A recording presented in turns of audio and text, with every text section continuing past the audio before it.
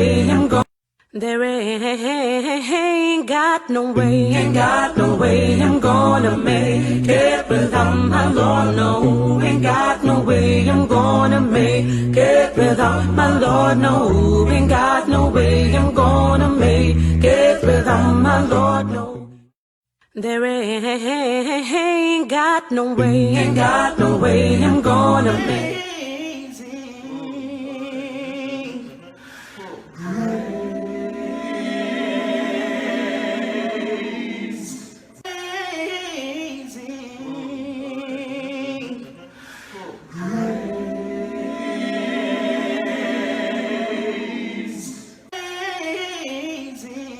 I would ask our producer Dexter to help me as we look to introduce our guest, as she's going to be the focus of this episode for the next hour or two as we continue to share with you in this particular aspect of breaking out of depression. Remember, this episode is entitled Turning Grief into Purpose, the story behind Amanda Hope Rainbow Angels with Lorraine Tolman. And I'm going to just give you some information with regards to our guest so that you can understand the foundation of her background, part of her story, and the reason why she is on the program this evening. Lorraine Tolman is the founder of Amanda Hope Rainbow Angels and is a true inspiration.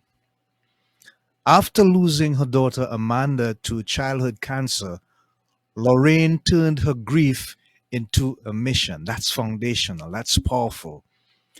Amanda's dream of providing dignity and comfort to young cancer patients lives on through the nonprofit's flagship initiative, the Comfy Cozy for Chemo shirts, which have touched 9,000 children worldwide.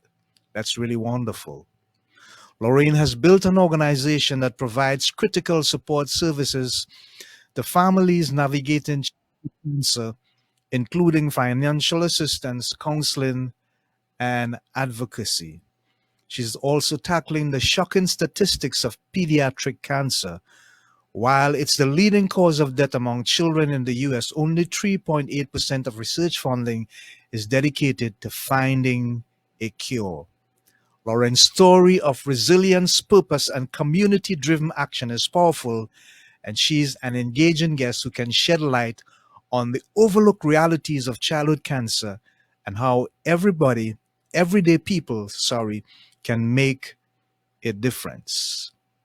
That's the key to the story and the account of our guests. So without further ado, I'd love to introduce to you Lorraine Tolman. Hello, Lorraine. Welcome. And how are you doing this evening? I'm doing well, and thank you. Andy, thank you for the invitation. Oh, thank you for accepting the invitation, and we appreciate you. And we thank you so much for taking the time to be with us.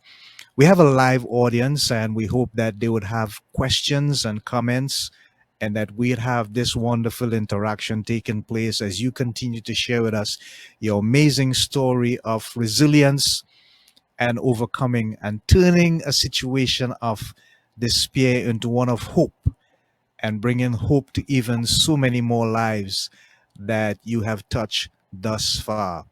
So, Lorraine, tell us a bit about that amazing foundation, the Amanda Hope Rainbow Angels. When did that become a reality for you, and how do you feel about the impact that you have been making so far on the lives of so many who have turned or who are looking to turn their grief into purpose? Well, Amanda Hope is actually my daughter, and Right. that's her name. And Hope actually came from Jeremiah 29:11. I have a hope, a plan, and a future. Wow, wow. She was Would you born. believe I just quoted that scripture a few moments ago? Amazing. Okay, go ahead. So, unfortunately, at the age of 9, we found out that Amanda had leukemia. Mm-hmm. very shocking. I mean, you hear about pediatric cancer, but you don't always see it. Mhm. And so we found out she had an advanced form, and that we would spend the next 3 years in the hospital and fighting this horrible cancer. And during our journey, we also discovered that the drugs that they have for children, for leukemia especially, were developed in 1950 and 1970. Wow. So a lot of the side effects from Mhm. the treatment um, are brutal. And Yeah. so, it affects their kidney and their liver, and sometimes their eyesight, their hearing. So they literally bring you to the brink of death because they're trying to kill every single cell in your body, and then they bring you back up. And you do that for literally 3 years. But it was just devastating to find out how much insurance doesn't pay for, and most families, you need a parent in the hospital 24/7. You can't leave your child in the hospital alone. So my husband and I were trying to work that out. We have two other daughters. So you go from a family where you think everything is okay, and you have money in the savings and all of that, like you're trying to do things right, you're tithing, you're doing everything, and then all of a sudden this hits you, and it costs, the average family out of pocket cost can be up to $66,000 a year in what Yeah. insurance doesn't pay. So Yeah. it was a harsh reality, but we made it through. And I went back to work, and then Amanda wasn't feeling well like 3 months after we thought we were done with our cancer journey. And I took her to the pediatrician. And then while we were there, they were like, everything is fine. I brought her home. And about 45 minutes after we were home, the left side of her face went paralyzed. Hmm. So, we knew something was terribly wrong and rushed her back to the hospital, and found out that one of the side effects of the chemotherapy that they give them can cause secondary cancers. And then we were discovered that Wow. Amanda had a brain tumor, and that we were going to fight this cancer evil all over again. So Mhm. that's how it originally started. And but during the second time, Amanda was 12, and so she was an old soul and saw a lot of hardship and children dying and families losing this financial thing. And the one thing she also hated was how her body would be exposed in a chemo room. At the age of 12, she didn't like people just coming and lifting her shirt up, Yeah. and Yeah. your friend's grandfather could be there. Mhm. You Yeah. never. And so there was a big heartache. So one night she had a dream of this apparel line, and we fondly call it comfy cozies for chemo. Mhm. So we designed this apparel line where children could get treatment, and it literally had secret compartments for their port, their Broviac, their feeding tubes, so their body wasn't exposed while they were getting Wow. Yeah. Yeah. treatment. That's how we started in 2012, and we give this apparel free to any child that has a central line. So it's it was something that Amanda, wanted to do, and she also saw the financial stress and the mental. Her sisters really fought, emotional ups and downs when you didn't know if she was going to make it one night and make it the other. And we thought that her sister was a perfect match for a bone marrow transplant. And when Amanda was coming out of surgery to prep for that, the doctors told us that we only had 2 weeks left, and the cancer had spread to over 83% of her body.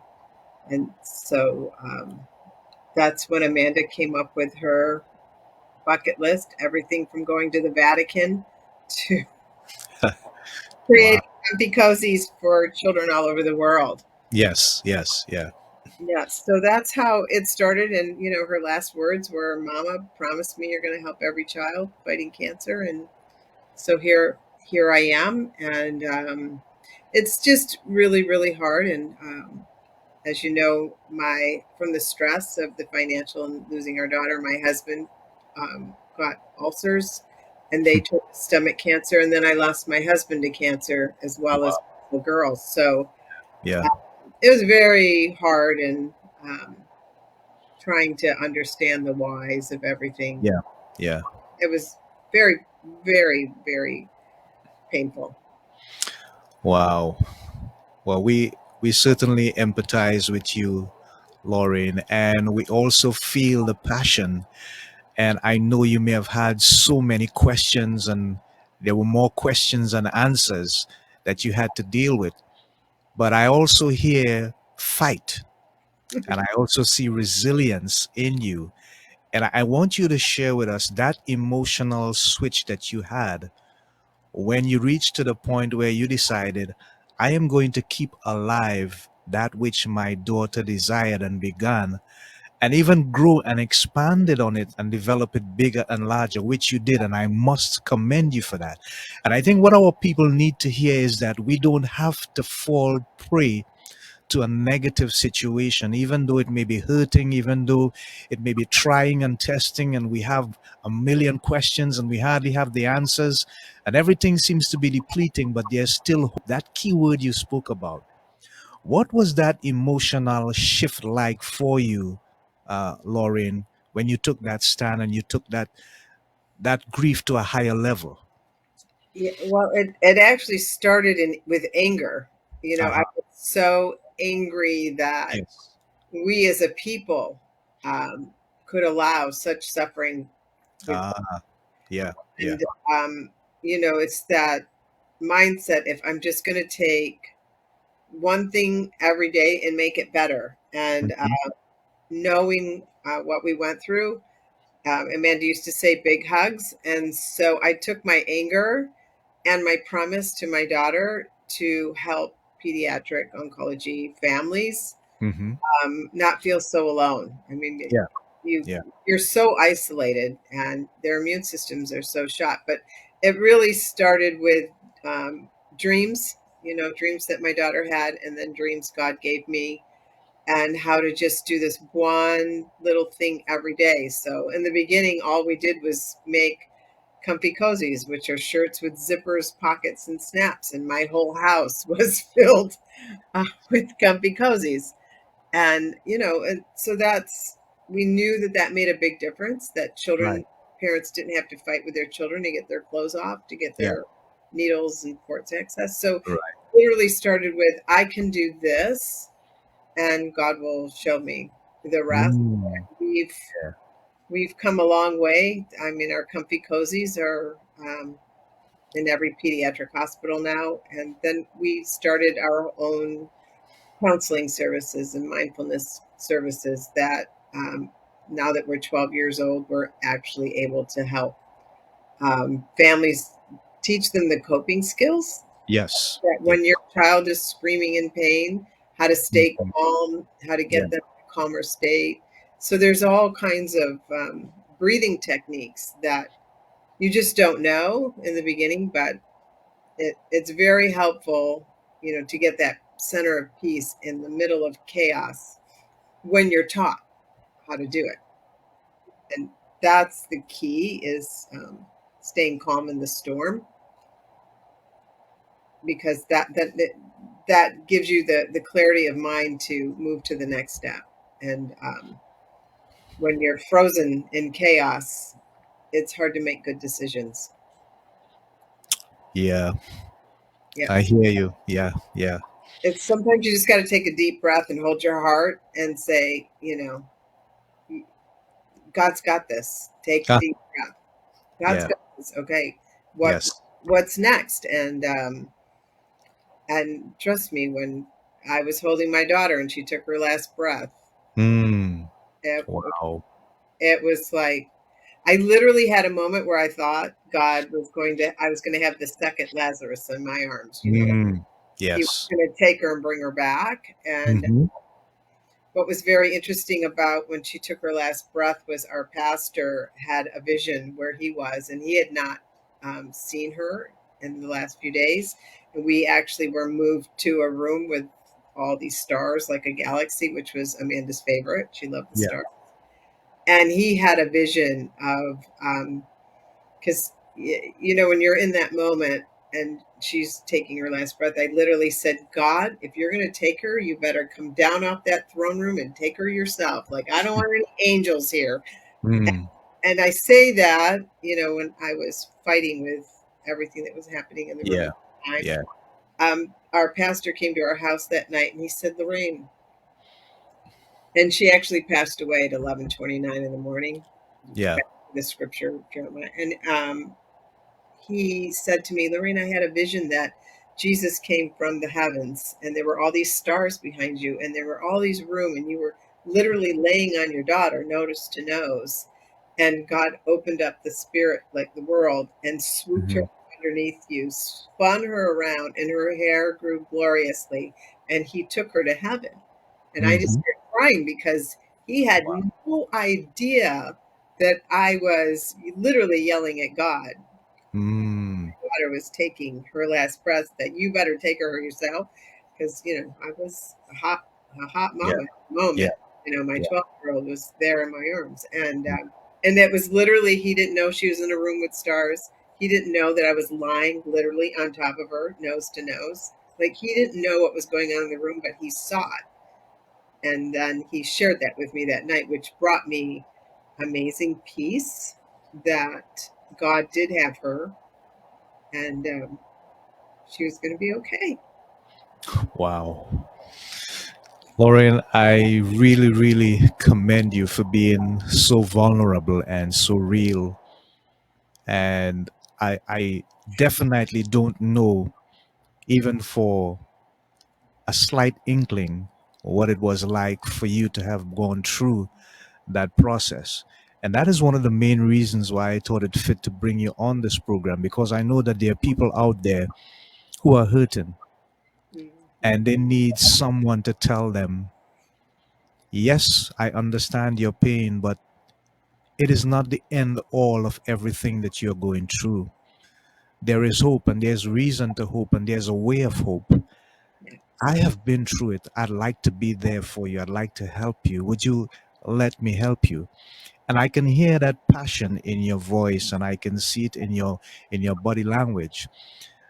What about families who are struggling to deal with that situation that you had to deal with? What are some of the things that you could say to them holistically that would help them to engage in a kind of behavior that would be supportive for that individual, maybe a young daughter or a son or a cousin that is hurting, that is inflicted with this crazy disease, but they don't know how to manage, how to deal, how to react, how to respond, just like you were when you were angry and disillusioned about the whole thing. Yeah. But now, what can you say to them? So the number one thing that I love to share is, especially when you've had a death of a child, I remember saying to God, we're this close. How Mhm. can you say there's no sorrow in heaven? Um, because as soon as she knows I'm not there, she's going to be throwing a fit. And God very clearly said to me, Lorraine, it's a blink of an eye. Mm, Your time on earth is just a blink of an eye in yeah. heaven, and your daughter will be there and turn around, and you will be there. And we'll all be in this glory together. And that really ministered to me, knowing that she is very present and I'm very present with her, and she's not alone. And, it, that's all together. And the other thing that I feel very strongly about is, even though Amanda passed at 12, um, she did everything on earth that she was supposed to do. And Mm, yeah. lives that she touched, the prayers that she prayed for children in the hospital, the feeding the homeless, teaching me many lessons. Hmm. I think if we're open to it, we all have a purpose in this life, and it's to bring light. And Amanda has brought light worldwide in many of the other programs that we run here at Amanda Hope. But I feel like if you're open to forgive and take a deep breath, take those moments where you need a big hug, um, and honor your child or honor the situation. And we created our own little traditions. We release butterflies for her birthday. We include her in our prayers for our holiday meals. We have birthday cakes. We release balloons on certain days to celebrate Amanda, and we talk about her all the time. I think that's another. Some people, they feel like when there's such a tragedy that you can't talk about it, and it's Yeah. actually the opposite. Hmm. Talk about everything, bring honor every time. um, Even when you're sad and crying, that's good, because anytime you're holding things in, I cry all the time. And um, Wow. I feel like the tears cleanse the soul, and when you don't cry and you don't honor um, the situation to move forward, that's when people get stuck. And so I work with a lot of moms who've lost children, and I'm like, create memory traditions, where you can remember but honor at the same time. And it's very healing. And, even funny things that happen, if I drop something in that, and I know Amanda would have laughed at that situation, I'll say, Amanda, stop laughing at your mama, you know. So I hear you. I hear you. I get it. Yes. it's Yes. about, their spirit is still alive. Yeah. And so I often tell people, honor that, and feel free to talk to your daughter or your husband or your grandmother or your mom or dad who's ever passed.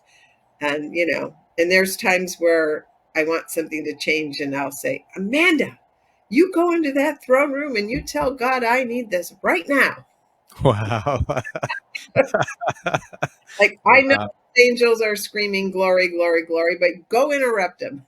And so there's things like I make fun. I have Yeah, fun I hear you. Yeah. situation, you Yeah. know, not no disrespect, but it's just like, come on, baby, you're my angel. Let's get this done. So, Mm-hmm. there's things like that, or I'll tell my Yeah. husband who's with her, hey, babe, come on, you two got to get this done for me. Let's go. And so it's Mm. just ways that Yeah. I have a lot of peace knowing that, that God and my loved ones are here to back me up. Yeah. Yeah. That's an amazing place to be, Lauren, in terms of the peace. Really, it's Mhm. it's such a wonderful thing that when you can actually find it. Grace Douglas is in the house. Pleasant night to the panel. Blessings to all. Thank you for your presence and your continued commitment and support to the program as we continue with Lauren Tolman and her amazing, amazing, and intriguing story, grasping the negative aspect of her life and making it into something positive and endearing. I'd like to give Lauren a moment as we give you the thought for the week. We want to share the thought for the week with you at this time. Every week we have this particular thought that we share with our audience, and the thought for the week is simply this: the mind is the fountain of all decisions, all our decisions rather, but the heart is the waterfall of all our emotions. I will repeat. The mind is the fountain of all our decisions, but the heart is the waterfall of all our emotions. I will not say anything further on that thought. I just want you to digest it and get the gist of where we are coming from as you consider the difference between what happens in your mind and what takes place in your emotions through your heart. So, we have our guest, Lauren Tolman, in the house, and this episode is entitled Turning Grief into Purpose, the story behind Amanda Hope Rainbow Angels with Lorraine Tolman. So, Lorraine, as we get back to you, what are some of the challenges that the people that you help, the families that you help, what are some of the challenges that they are faced with, not only from an emotional perspective, but also from a medical perspective? Could you share with us? Absolutely. So when you're fighting, any life-threatening disease, you're always facing, is there any other program? Is there any other care? Is it, so you're constantly on the search for a cure, which can be extraordinarily demanding. You're also looking for support for your family and your siblings, your grandparents, whatever. That's another challenge. So it's really about finding those resources that can pull you up. And that's one thing Amanda Hope is really, really good at, is providing support, whether it's financial, mental, clinical trials. Um, some families want to go and advocate in DC. Some want to do something in their own local home. I help a lot of other moms maybe start their own nonprofit in honor of their children. Yes. It's very meaningful. And sometimes some moms that I work with just want to do a remembrance day, like a hike up a mountain or, Mhm. something to Yeah. raise funds to make a difference in someone else's life. Hmm. So the challenge is, um, how am I going to bring light to what's happened? How am I going to honor my child? And who in my circle of love can help me get there? So when we're meeting with families, we, really um, get down to what their here and now needs are. What do they dream about? How do they see it? If we have the opportunity, we meet with the children, even though we know that we don't Hmm. have much time. We Yeah. create these memories for them. And that was because of what happened to my family. My sister did a very quick fundraiser and knew that Amanda wanted to go to the Vatican. And so she made that possible, that Wow. go. So that was, I call that an angel kiss. And so, we work very intimately with our families. What is that um, need? How do we provide it? And who do we know that maybe we can connect them with? We can't do everything, but we certainly give it our all, and and see where they want to go with it.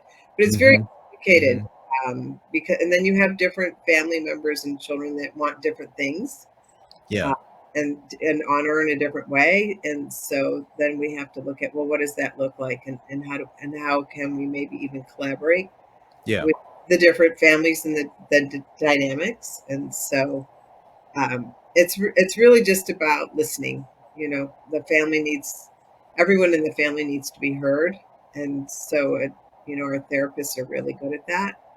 And people, I think that everybody just wants to be heard, right? They want their heart heard, their minds, their thought, like, but they want to create something beautiful long term. Mm, mm, yeah. So Yeah. that's the biggest challenge. And, because the medical community is, children are on the low end of the totem pole. Hmm. They're, because only 400,000 children are diagnosed every year. And, you have 16 million adults being, children are overlooked and they're under researched and they're under resourced. So Wow. it's, pharmaceutical companies are going to go where the money is. Yeah. Yeah. And so they rather find a drug for 16 million people than 400,000. Wow. Yeah. So it's a big challenge. Yes. Yes. I can imagine. I can certainly see that. I think it's a universal challenge, if I am not mistaken, because I've also looked at some of the aspects of what people have to face in our own country here in the Caribbean, and it's just as real as anywhere else in the world. It's tough, but at the end of the day, there's so many other things that we can do, and hopefully, you have made that a reality for many people, and we must commend you for that, Lauren. And on that note, I'd really love to know, how is it that you remain so positive and lively and lighthearted about a field that obviously is demanding emotionally and otherwise taxing? I know it is. How do you keep that buoyant and positive outlook? What is your main source of strength? I know you spoke about having that desire to engage with Amanda and your departed husband, and how you sometimes joke about it. But I know that there's something a little bit more that goes deeper and further. Could you share with us, please? Well, I mean, the core of, you know, um, my soul and all that I do is I'm trusting that God has a greater purpose, Yeah, and very grateful that I was a Christian before all this happened, right. because I have worked with families with no faith at all, Mm, or mm, some families never even really heard about God. You know, yeah, like it's yeah. just a part of their culture where they're from, and I'm very grateful for that faith. And even Yeah. though, you know, I may have times where I'm really mad at God, I also know that I'm his child. And just like Mhm. my children get mad at me or my grandchildren get mad at me for it's, you know, it doesn't mean I stop loving them. It doesn't mean, you know, that I'm not going to listen to them scream at me or want something or, you know, like a 3-year old.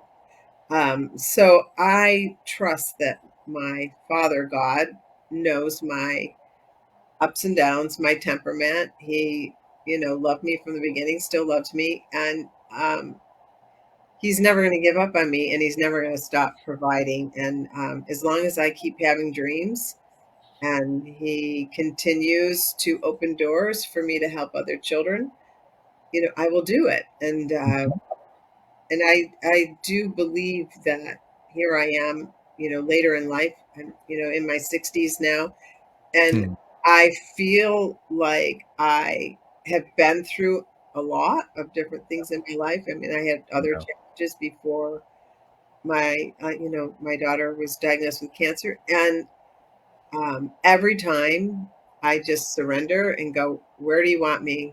What am I supposed to do?" You know, the I'm in this tornado and I'm in the heart of it, and I'm going to get hurt if I'm not walking in the right direction.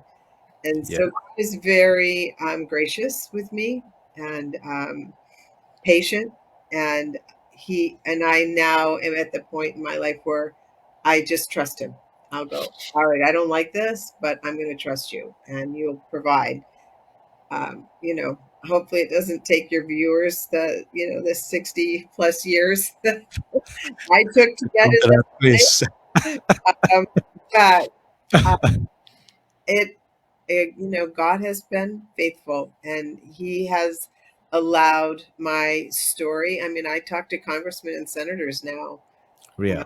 when I go to Washington. So God, the my life experience gives me the voice and the platform to do change, and we Hmm. made some major changes, and we've come up with medical devices to help children, and we've come up with mindfulness and very creative ways to help children get through this experience. So, because I've had that experience, I now have a very strong voice when I'm meeting with certain leaders of our country and other hospital administrators, because you cannot deny what I've been through, and you Yes. can't deny my knowledge or my passion for our families. So um, most times I'll walk into a leader's office and they'll be like, "Oh, you got 5 minutes," and you know, an hour later they're in tears and they're how Hmm. um, get what I need to help children, and Yeah. everything we do 100% goes to help our children. So um, life experience, but with love. Like I could take my experience and be bitter and angry and talk bad about a lot of situations, or I cannot, and use my experience as a tool to make things better. it's you get more with honey, right? Yeah, it's better than vinegar.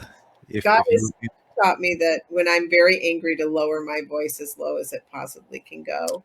wow. People listen when your voice is lowered than when I'm loud. So even when I'm in a situation in a hospital room between a patient and a doctor, if I lower my voice, everyone follows.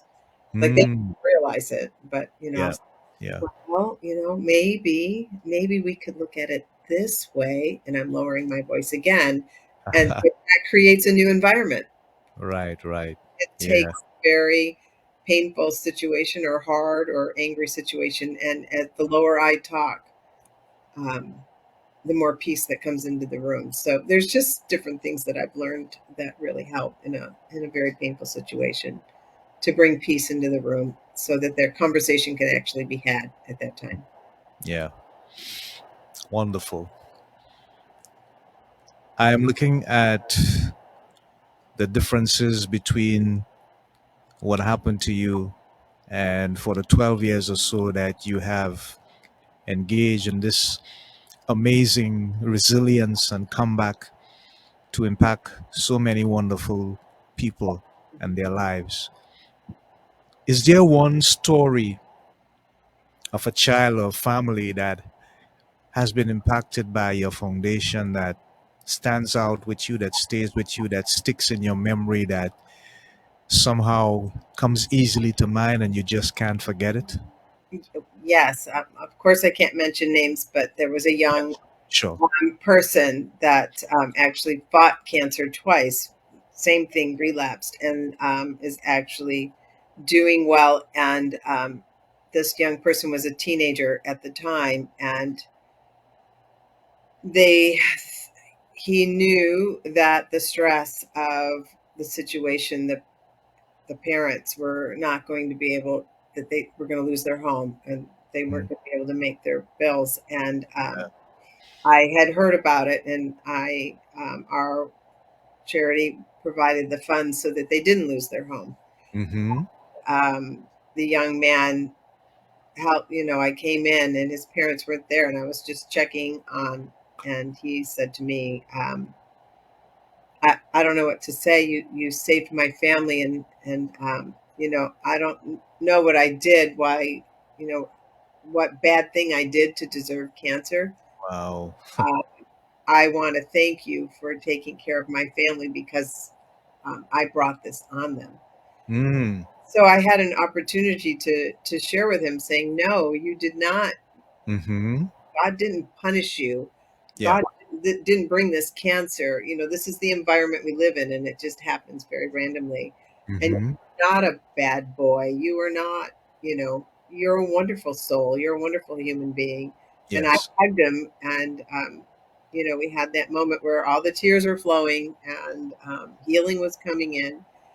And then when he got out, he messaged me and said, "I'm going to be an oncology nurse." And I Mhm. actually, this past summer, was invited to his graduation, and he is Wow. now an oncology nurse. Wow. Here we are. And so, you don't know who you're going to touch, um, and what the outcome is going to be. But it was a remarkable story, and that healing came that moment when I literally said, "No, you did nothing wrong," Yes. you know, Yes. and God does give you, and God would never bring cancer on anyone. Yes. So it was something I'll never forget. And I still have his graduation pictures and all this other stuff, and it just warms my heart that he's doing so well now. Yeah. Whew. According to the comment on the screen there from Gracie Vincent, amazing, strong. Thank Thank you for your comment. Remember, you can also ask your questions of Lauren as she's here. She'll only be too willing to respond and answer as we continue with this wonderful and engaging episode. I'm looking at the work that you're doing, and I'm thinking this is so extremely important and vital. It's even life saving particularly that story just told about that individual who had this hope to be an oncology nurse and graduated recently. It's such a wonderful thing. What does the future look like for the Amanda Hope Rainbow Angels Foundation? Where do you go from here with the people that you're working with and seeking to help even more at a greater level? So my big dream is to Hmm. create Amanda Hope in a box, so that Uh-huh. your moms, I've mentored other moms and started nonprofits, but to actually help moms start their own nonprofit, or maybe work under us for a while, to honor their own child. So my big dream is to create this Amanda Hope in a box, where I can train moms to do what I've learned in all over the world, and to know that every mom has a light and every mom can make a difference. And so that's the big dream, is that we'll be able to start training moms all over on how Mm, to how to start a nonprofit, how to be a caregiver, how to make a difference, you know, for them to work on their why. There's a lot of nonprofits in the world, but when you speak to the people and you ask them the why, and they don't know the why, yeah.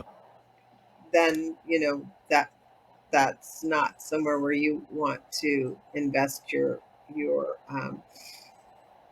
funds to make Mm, a difference. So you mhm, really want to yeah. find the grassroots charities that are like hands-on into the community, and really where you can see and touch and taste the talent that God has Mhm, given to make a difference. yeah. So that's my big dream, is to really engage people and give them that hope. Like Jeremiah 29:11.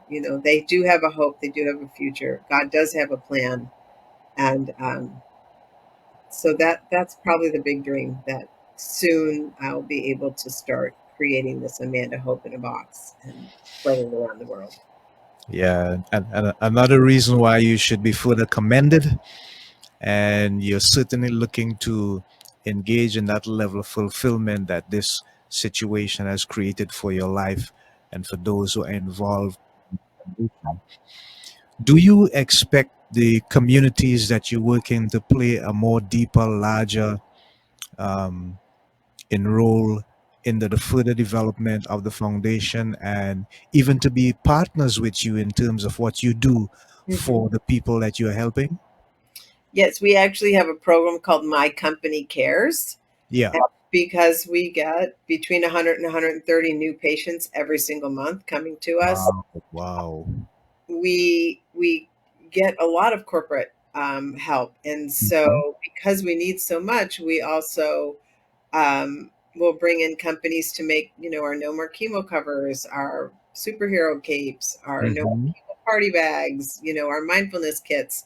And so we really do engaged all the businesses around us to create these care packs, so that we can give them away, free to our families. So, that takes a lot of time, talent, and funds Yeah. to create all of these care packs. And so team building is a big thing, for companies, especially after COVID, to bring Yeah. their team together and give them a sense of purpose. And so we go into companies and we create that sense of purpose and giving back to the community by them helping, children fighting for their lives. And so we have this incredible program that we can go into corporations, whether you have 7 employees. Our biggest one we ever did was 1,200 employees. So we, really want people to be involved and be a part of the care and a part of the giving back. And so we engage companies all the time. And every week we're meeting with at least one company, and their employees are doing a give back to us. And so, that goes in all of our Comfy Cozy Care Packs and everything that we ship all over the world.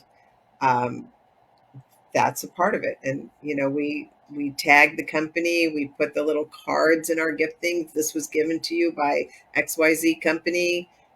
This was made possible by this foundation. This was made possible by the love and grace of this hospital, so whoever our partner is on everything that we do, we share that, and we share it with our patients that this company cares for you.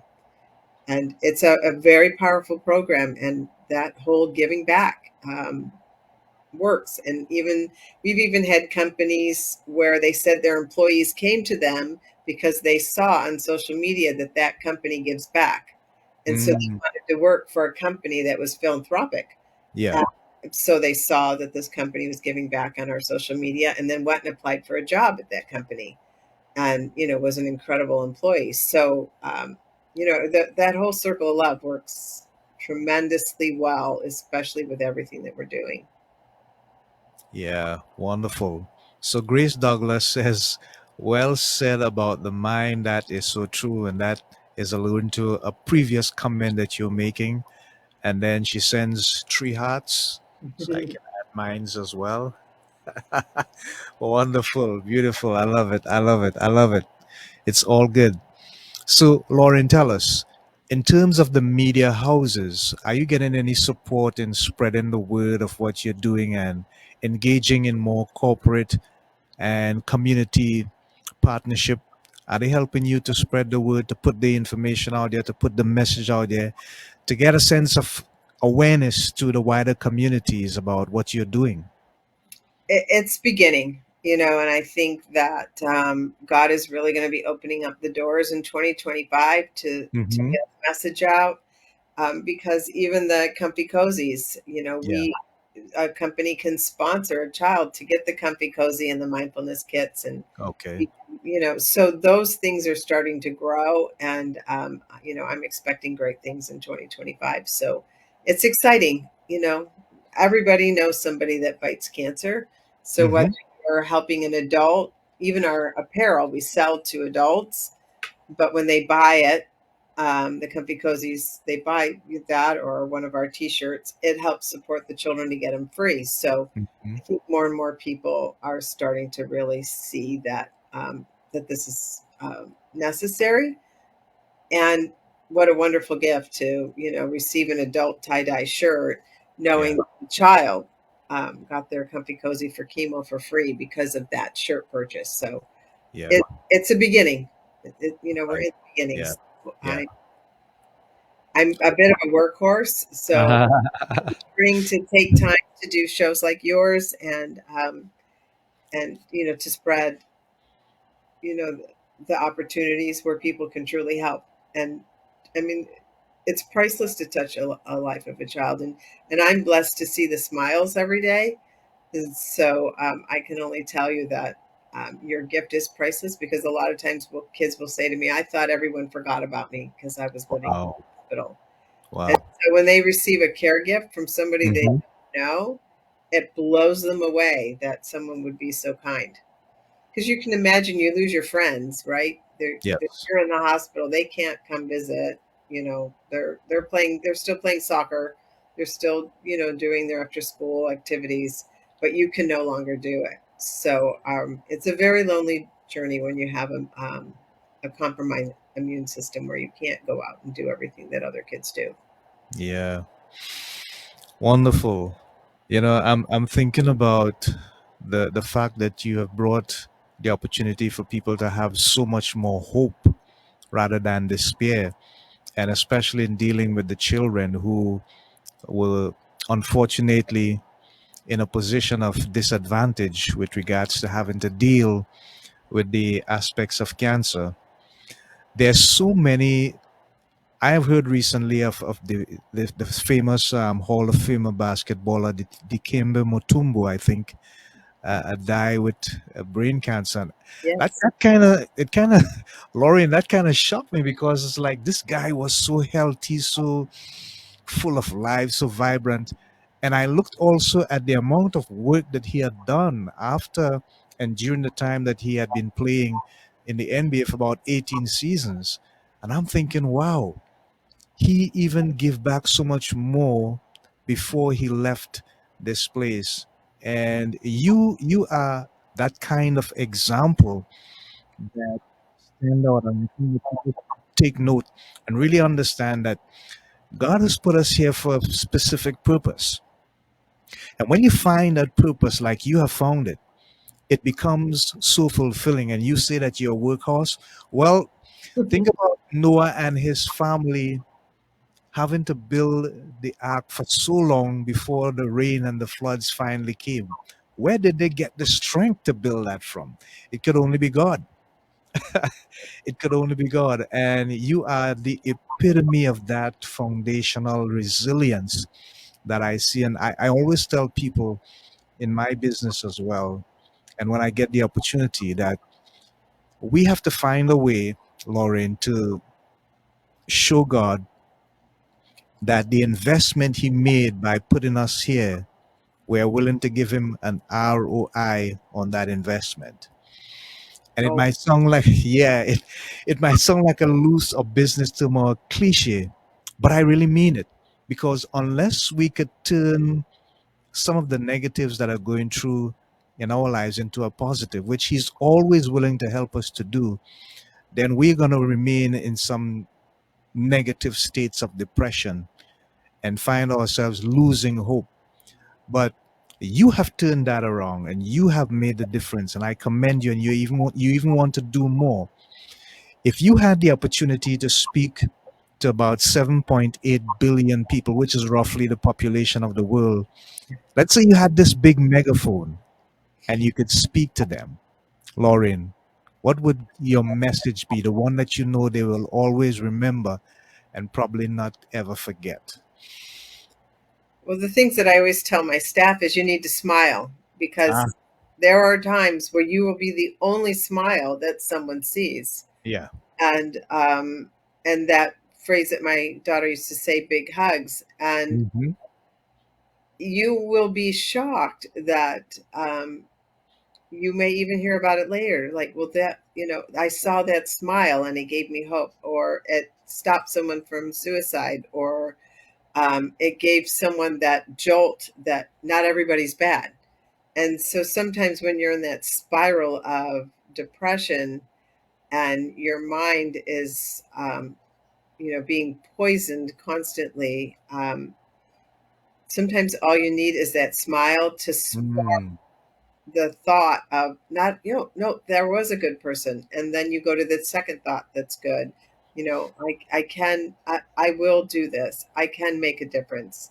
Um, you know, Even if you have to write things, with your makeup lipstick on your mirror, Hmm. you can do all things that Christ strengthens you. But Yes. you have to take that first step. You have to be, get up, and if that's Hmm. all you can do that one day is to sit up, bravo to you. Sit Yes. up. And then Yes. the next day you may stand up. The Hmm. next day you may take one step. You don't have to make the big changes. It's just that tiny little 1% of anything that will move Hmm. you in the right direction. Yeah. And you know what? Put some good music on. Put some good music on that, at least get the blood flowing in your body, even if you don't want to get up. It's the smile, like just take the little baby steps every day, even if it's to take a deep breath, you know, cleanse it Mm. out. Sometimes that's all you can do. Yeah. Like today's the day, and all I can do is take a deep breath. Great. Tomorrow you might take two or four or six. It really is about the baby steps. So just take one moment at a time. You don't have to worry about tomorrow. God's got that. You don't even have to worry about today. Just take a deep breath, force yourself to smile, and listen to some music. And soon you'll be smiling and you don't even know I love that. And you can even share some hugs. it. Yeah, exactly. Yeah. Yeah. Physical touch, and Yeah. even walking on God's green earth, you can find some grass to walk on. Hmm. That it's so healing, to Yeah. that time to just take a walk on some green grass or in the ocean if you're by the ocean and take those deep breaths. And if that's all you do that day, that's a powerful move in the right direction. Yeah. Honor yourself. pat yourself on the back, Mm-hmm. because sometimes that's where we start. It's just a thought, a smile, a hug. Yeah, that's powerful. I think many a times, Lauren, we kind of forget that we need to be really in touch with nature Hmm. so that we can remain in touch with ourselves. And you spoke about small incremental steps, just do the little things day by day. And that builds momentum. Hmm. And from a scientific perspective, momentum means the increase of mass via movement and growth. And I think about it in terms of a snowball falling down from a mountain that has snow. And every time it rolls, it picks up more snow and it picks up momentum.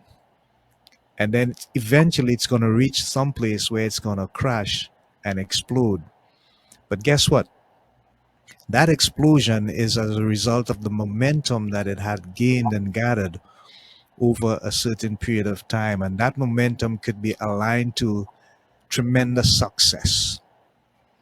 But Exactly. all you have to do is focus on the little steps every day, the little things, that smile, that little hug, that just beautiful moments of being a good human being or being a Christian that understands why God has put you here. Every day, just a little bit, Yeah. and it's going to make a world of difference. You know, you were saying something about tears earlier on, and I remember a quote that I saw somewhere. I can't remember exactly, but it said that it is so much better for tears to flow down the cheeks where you can wipe the scars away rather than to cry on the inside where you can't see the scars and more than likely wouldn't be able to wipe them away. And that remained with me for a long time. So because you spoke about tears being a soul cleansing kind of experience, and I love that. With regards to journaling, do you journal a lot? Do you find yourself trying to probably put together a memoir of this amazing experience that you've had? I haven't done it like years ago, and actually, I've had a number of people come to me lately saying you need to write a book. Ah, Because my life has many turns. It seems like every decade there's been something um, that I had to turn my life around and mhm. focus it. And so, you know, uh, I have many stories, and even in my 20s, I used to do missionary work in Russia and Okay. Ukraine and South America and Brazil. And so I was extraordinarily blessed to be a part of that world. But um, every decade has brought challenges and Mhm. blessings and lessons, lots of lessons. Um, but um, someday I will put it all in writing. It will. I'll have it. Running a foundation with so many children um, really takes a lot of my time, and 12-hour days are nothing to me. That's kind of the norm, and but I love it. So people are like, oh, you work so much, and I'm like, well, do what you love because I don't feel like it's work. Well, if I'm making a child smile in the morning and then I'm working Yeah. a program in the afternoon, or maybe I'm meeting a donor that would like to make a difference in children's life in the evening, it's all good. I love Yes. every part of it. So Yes. as long as God gives me the strength to keep moving forward, I'll keep putting the one foot in front of the other. And not to say that I don't have bad days. Sometimes I wake up and it was my something that my daughter did, and I'm very sad. Mm, Sometimes it was my wedding anniversary, and I yeah. met my Yeah. husband. Or sometimes I see Amanda's friends, learn Mhm. to drive a car, go on their Yeah. first date, they're getting married. Of course I want all of that for Amanda. And so those things can grieve my heart. uh, Hmm. and then I realize. that she's perfect in all ways with, our Father God. And yes, I miss him. Yes, they make me sad, but it's okay that I cry. Like, Yeah. even when I'm sharing in a oncology conference or something, when I'm sharing something about my life through cancer, I tell them right up in the front, I'm going to cry and I'm okay with it. And I need you to be okay with it. Yes. And because, I'm considering this a safe place. This is a safe Hmm. place for me to share my heart with you. Yeah. So, Yeah. don't be uncomfortable because I'm crying, because it's Mm. actually a good thing. All right. Yeah. Yeah. Yeah. So Gracie Vincent says, so long you have the faith in God, everything will good. God is love. Romans 8 and 28. Yeah, thank you, Gracie Vincent, for that comment, and thank you for all your comments and your support, even though some of you may not have been vocal or put your thoughts out there, your questions, your comments, whatever you're thinking, whatever you're saying. We thank you for your continued commitment and your support. We are coming to the end with just about 30 seconds to go. And I want to run the thought of the week one more time, Dex, across the screen so that people can see it and remember it. The mind is the fountain of all our decisions, but the heart is the waterfall of all our emotions.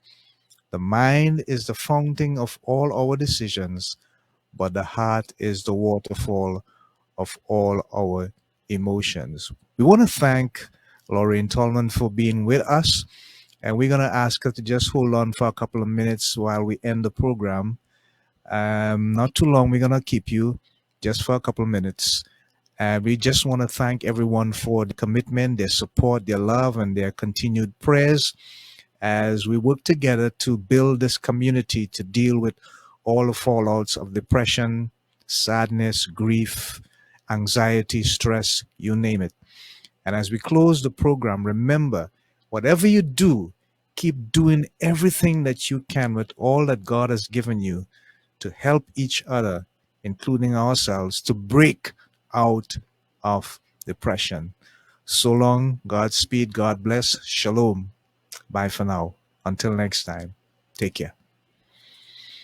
There ain't got no way, ain't got no way I'm gonna make it without my Lord, no. Ain't got no way I'm gonna make it without my Lord, no. Ain't got no way I'm gonna make it without my Lord, no. Ain't got no way I'm gonna make it without my Lord. Trouble in